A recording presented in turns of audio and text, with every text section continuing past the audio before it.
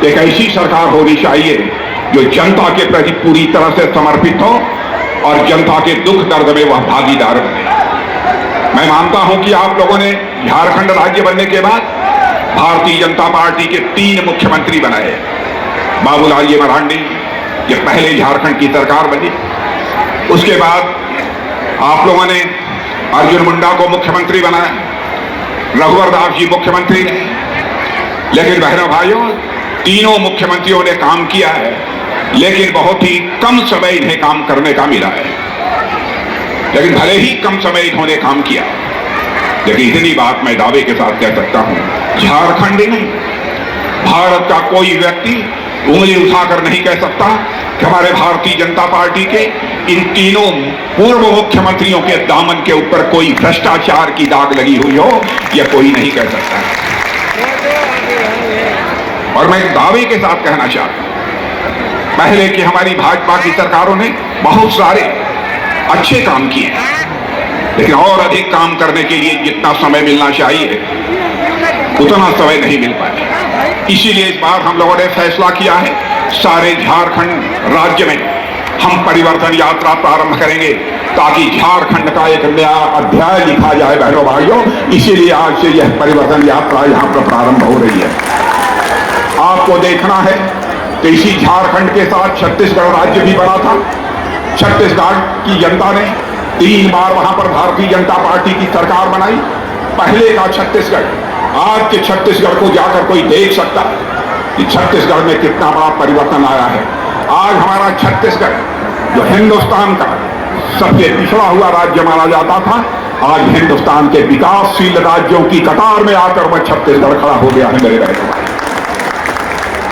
3 बार सरकार रहने के बाद बीच में 5 साल के लिए वहां की जनता ने कांग्रेस का ऑफर दिया, लेकिन 5 वर्ष में ही कांग्रेस के करिश्मे को, काले करिश्मे को देखने के बाद वहां की जनता ने पुनः भारतीय जनता पार्टी को छत्तीसगढ़ में लाया है और वहां पर बड़ी सरकार बनाई है। और एक हमारा आदिवासी भाई वहां के मुख्यमंत्री के रूप में अपनी भूमिका निभा रहा है। भारतीय जनता पार्टी एक बहुत ही जांची परखी, हर प्रकार की कसौटी पर जो बराबर खरी उतरी, एक प्रकार की हिंदुस्तान की एक राजनीतिक पार्टी है मेरे बहनों भाई। लेकिन यहां के मुख्यमंत्री के बारे में उन्हें बतलाने की जरूरत नहीं है।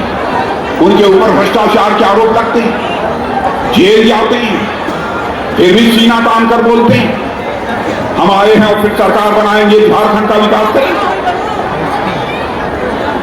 बहनों भाइयों, लोकतंत्र बिना लोक लाज के नहीं चल सकता, बिना लोक मर्यादाओं के लोकतंत्र नहीं चल सकता।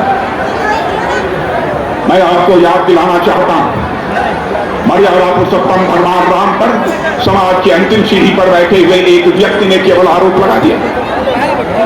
मर्यादा पुरुषोत्तम भगवान राम ने अपने प्राणों से प्यारी सीता का भी परित्याग करने में संकोच नहीं किया था। यह है भारत की परंपरा। मैं अपने अडवाणी जी की भी याद दिलाना चाहता हूं। हमारे नेता आदरणीय अडवाणी जी, किसी ने उनके ऊपर एक बेबुनियाद और निराधार आरोप चस्पा कर दिया। अडवाणी जी ने कहा, मैं संसद की सदस्यता से त्याग पत्र देता हूं और तब तक मैं भारत की संसद में कदम नहीं रखूंगा जब तक कि मैं आरोप मुक्त नहीं हो जाए। इसीलिए मैं कहता हूं, राजनीति लोकलाज और मर्यादाओं से चलती है। बहनों भाइयों, राजनीति है 2 शब्दों को मिलाकर बना हुआ है, राज और नीति। जहां नीति शब्द हो वहां अनीति कैसे क्यों होनी चाहिए। और नीति यह संस्कृत के नए धातु से बना है, जिसका अर्थ होता है ले जाना। ऐसा राज, ऐसी राजनीतिक व्यवस्था जो समाज को सन्मार्ग की ओर ले जाने का काम करे, उसे ही हम राजनीति कहते हैं। मेरे बहनों भाइयों, विडंबना है कि यह राजनीति शब्द आज अपना अर्थ भी खो चुका है, अपना भाव भी खो चुका है। मैं झारखंड के बहनों भाइयों का आह्वान करने आया हूं, आइए हम ये संकल्प लें कि भारत की राजनीति में इस राजनीति शब्द के जो अर्थ व भाव खो चुके हैं, हम उन्हें पुनः भारत की राजनीति में स्थापित करेंगे।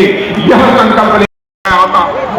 दुनिया के दूसरे देशों में चले जाइए, भारत के बारे में लोगों की क्या धारणा बनी है। पहले भारत दुनिया के मंचों पर यदि कुछ बोलता